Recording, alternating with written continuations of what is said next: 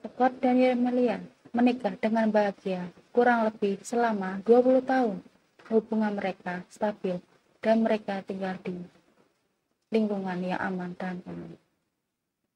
Daerah mereka tinggal bukanlah daerah dengan tingkat kriminalitas yang tinggi. Agama selalu penting bagi keluarga mereka. Menurut laporan, satu-satunya konflik antara pasang itu adalah menginginkan lebih banyak anak, dan Yermelia mengira dia menghabiskan terlalu banyak waktu untuk kegiatan keagamaan. Ketidaksepakatan ini sepertinya tidak akan meningkat menjadi pembunuhan. Anak-anak mereka tidak pernah melihat mereka berdebat tentang masalah apapun.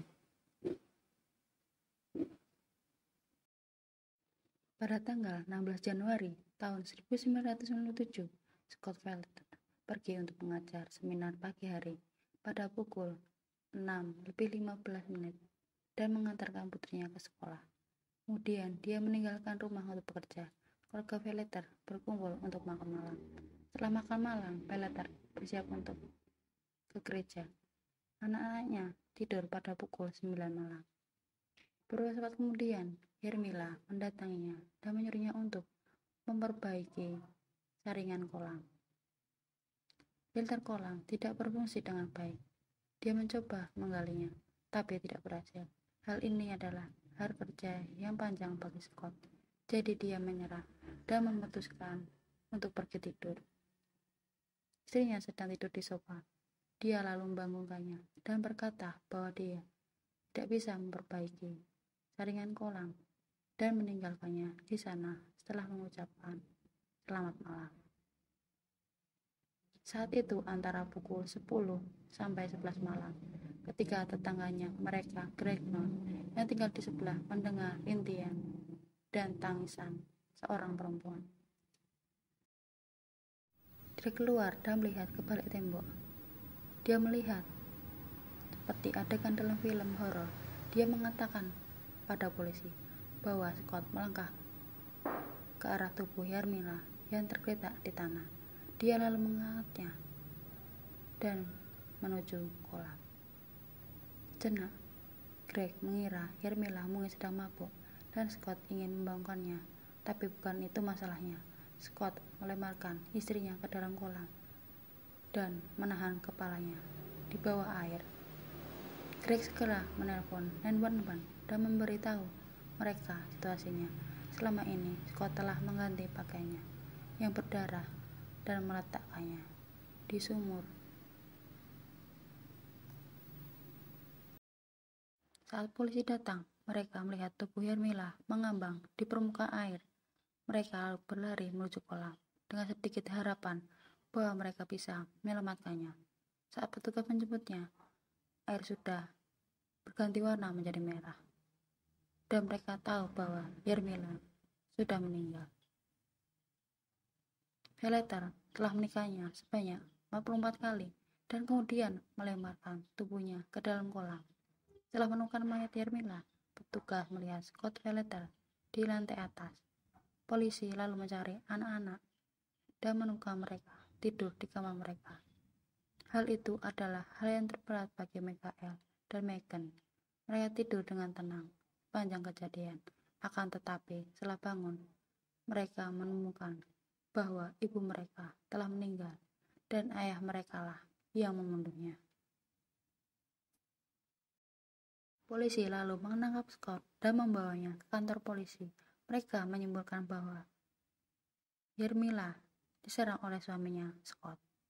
Mereka mendukung teori dengan laporan saksi, pakaian, darah, dan serta senjata pembunuhan.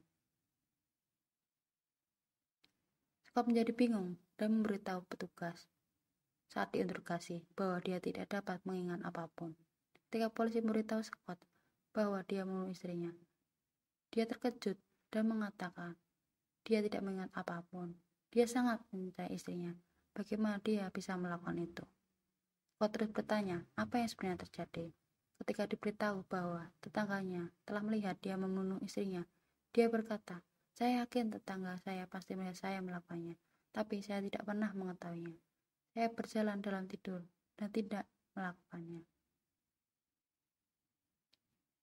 Psikolog Rosa Chadwick yang memberikan kesaksian atas nama pembela mengatakan bahwa orang yang berjalan sambil tidur diketahui melakukan tindakan bodoh seperti memecahkan furnitur mereka sendiri atau memasukkan tangan mereka sendiri melalui jendela. Chadwick yakin bahwa Scott tidak bersalah. Menurutnya, Scott sedang mencoba memperbaiki pompa kolam yang rusak ketika Yarmila mendekatinya untuk menanyakannya saat dia sedang berjalan dalam tidur. Dia mengira Scott salah mengira Yarmila sebagai penyerang dan menyerangnya sebagai perlawanan. Dan lebih lanjut menambahkan bahwa selama ini tidur dalam berjalan tidak dapat mengenali wajah. Pernikahan Valeter tidak semuanya baik, kata jaksa penuntut selang persidangan selama 6 minggu, dan Yarmila tidak mengenakan cincin pernikahan mereka ketika melidik menemukan mayatnya. John Norman, agen kasus yang memulai interogasi, mengatakan bahwa cerita Scott adalah omong kosong. Dia mengatakan tidak ada noda darah di baju putihnya, akan tapi sedikit darah di lehernya. Norman mengatakan dalam laporannya bahwa si pembunuh bingung dan Laban merespon. Setelah 2 tahun diadili, pada Juni tahun 1999, dia dinyatakan bersalah atas pembunuhan tingkat pertama. Seorang anggota juri berkomentar bahwa meskipun Scott mungkin sedang berjalan dalam tidur pada saat kejadian, saat dia menyadari tubuhnya, saya pikir dia bangun dan panik. Belas surat termasuk salah satunya dari Ibu Yarmila diserahkan kepada hakim ketika tiba waktunya untuk memutuskan apakah Scott harus dihukum mati. Akibatnya, Scott diberi hukuman seumur hidup. Lebih dari 2 dekade kemudian, dia terus bersikeras bahwa dia tidak ingat melakukan tindakan kekerasan, bahkan sampai sekarang. Valeter saat ini berada di penjara seumur hidup tanpa kemungkinan bersalah. Menunggu hidup tanpa masyarakat Arizona, dia sekarang menjalani hukumnya di unit Cibola, komplek penjara Yuma di St. Louis. Panjang penahanannya, Valeter telah melakukan pekerjaan paling sering sebagai tutor.